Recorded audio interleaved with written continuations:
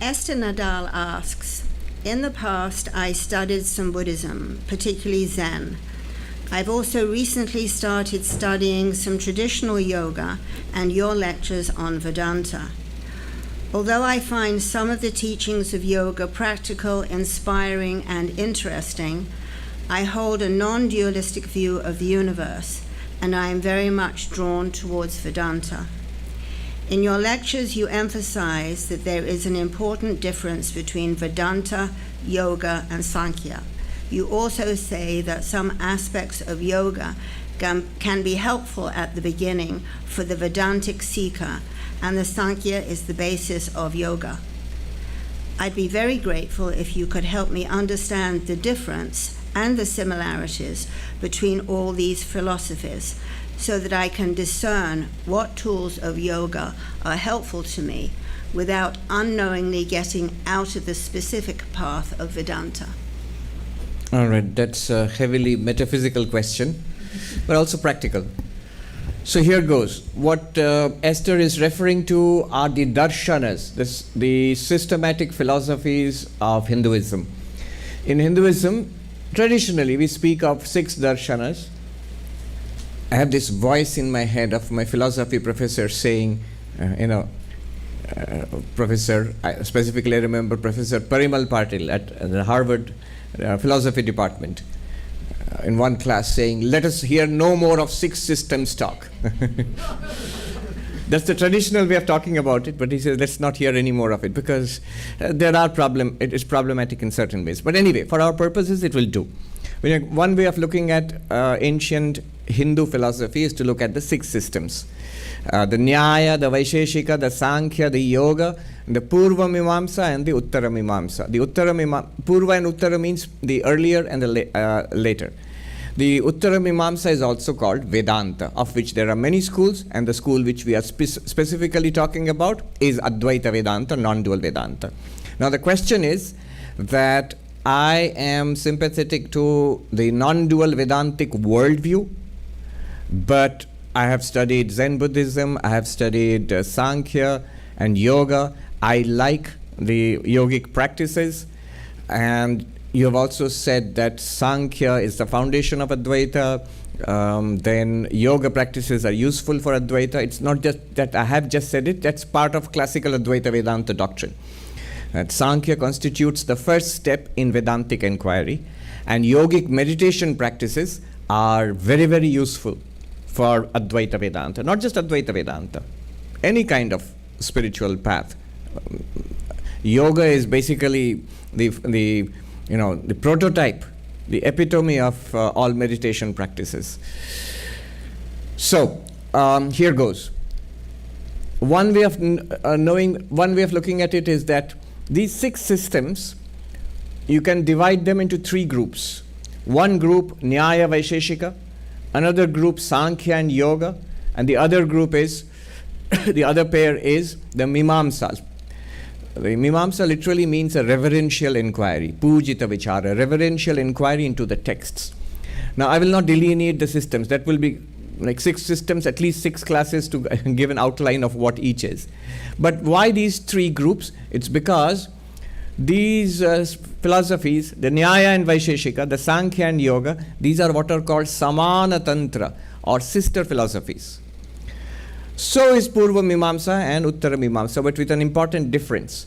The Nyaya, Vaisheshika, Sankhya, Yoga, they get along very well together. They are sisters who are very friendly to be with each other. But the Purva Mimamsa and Uttara Mimamsa generally are sisters. They are sisters too, but they don't get along well with each other. They have some huge conflicts between themselves. All right. The next point I want to make is that Sankhya and Yoga, being sister philosophies, or in Sanskrit Samana Tantra, there is very little disagreement between them. They have the same worldview. And what worldview is that? It's a very logical, very elegant worldview. We are awareness, consciousness, and everything else appears to us. So whatever appears to you, whatever you experience, this world, which we experience through our senses, which we experience through our scientific investigations, this world including all the people and all the living beings in it and all the non-living things in it, from the tiniest particle to the largest galaxy and so on. This is the world.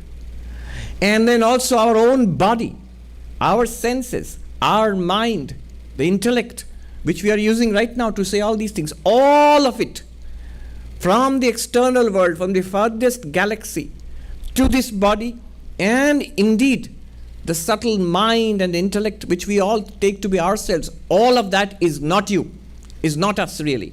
All of that belongs to nature. In Sanskrit it is called, in Sankhya it is called Prakriti, nature. All of this is nature. Then what am I? I am consciousness.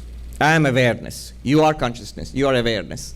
This clear distinction between awareness and object. Under object falls all of nature. From physical nature up to subtle nature like mind and intellect. Everything. Whatever can be experienced, whatever can be objectified is nature, Prakriti. And that to which all experiences happen, you, I, we are consciousness. So this is the fundamental principle of the Sankhya worldview, that it is a dualistic worldview. Notice, finally there are two realities. Finally, there is consciousness and there is matter. There is consciousness, matter. Prakriti, which is nature, and Purusha, which is consciousness. In addition, Sankhya also says there are many Purushas, many consciousnesses, if I may so use that term. So we are all consciousness, but we are all different consciousness, individual, separate from each other. This is called Bahupurushavada, many consciousnesses, many souls, many Atmans, many selves. So this is the Sankhyan worldview. Very logical and elegant, because if you look at it, that's how we experience life. I am aware and I'm aware of stuff. That's life. That's life. What else is life? I'm aware and I'm aware of things, this, that, everything. Enjoyment, suffering, objects, body, other people. This is life. Now, this goes against the Advaita, the final Advaitic understanding of non-duality. Advaita accepts this so far as it helps us to realize ourselves as pure consciousness. Sankhya helps us to distinguish ourselves from body and mind, from the personality, from the limited personality, and see ourselves as an impersonal consciousness, interacting with and through this body-mind. So we are this impersonal consciousness, also known as pure consciousness. Up to this, Vedanta is on board with Sankhya. And the Sankhyan analysis is very, very useful for Vedanta. Vedanta uses this analysis. In fact, what I teach sometimes, Drig, Drishya, Viveka, all of that is Sankhyan analysis basically. However, Vedanta goes further. It asks the further question, what is the relationship between consciousness and matter? What is the relationship between Purusha and Prakriti? Sankhya will say, I told you, they are different. You interact with it, but they are different from each other. Vedanta will, I will not say how, but it goes further using reasoning, Shruti, that is the Upanishadic testimony, reasoning, Yukti, and Anubhuti, experience, to show that they are not separate. They are not separate. They are not distinct. Ultimately, there is one underlying reality which appears as the knower and the known, as the subject and the object. And that reality is consciousness itself. So what you call nature and object is actually nothing apart from that reality. And how so? That is the whole of the Advaita Vedanta. We will not go into it, but this is the big, big distinction. Sankhya is dualistic, Sankhya is dualistic, Advaita is monistic or non-dualistic. And how dualistic? Prakriti Purusha, consciousness and matter. How non-dualistic? Consciousness only. Consciousness only. Even matter is ultimately nothing but consciousness in the Advaitic worldview. Yoga. Yoga takes the Sankhyan worldview, and yoga develops extraordinary meditation techniques. Even the Buddha learned yoga. And Sankhya, if you see the descriptions of what he learned from his teachers, you will find some kind of proto-Sankhya, proto-yoga there, which later, of course, Buddha and his followers, Buddhists over thousands of years, developed into very sophisticated meditation techniques. So yoga is very famous for its meditation techniques. What Vedanta does is, of course, it rejects the dualistic worldview of yoga, which is the same as the Sankhyan worldview. Vedanta says no, Prakriti and Purusha, matter and consciousness are not separate. They are one reality, which is consciousness itself. What about the yogic? So in Sankhya, it borrows the Sankhyan analysis as a preliminary. From yoga, what does Vedanta borrow? Vedanta borrows meditation. The method of training the attention.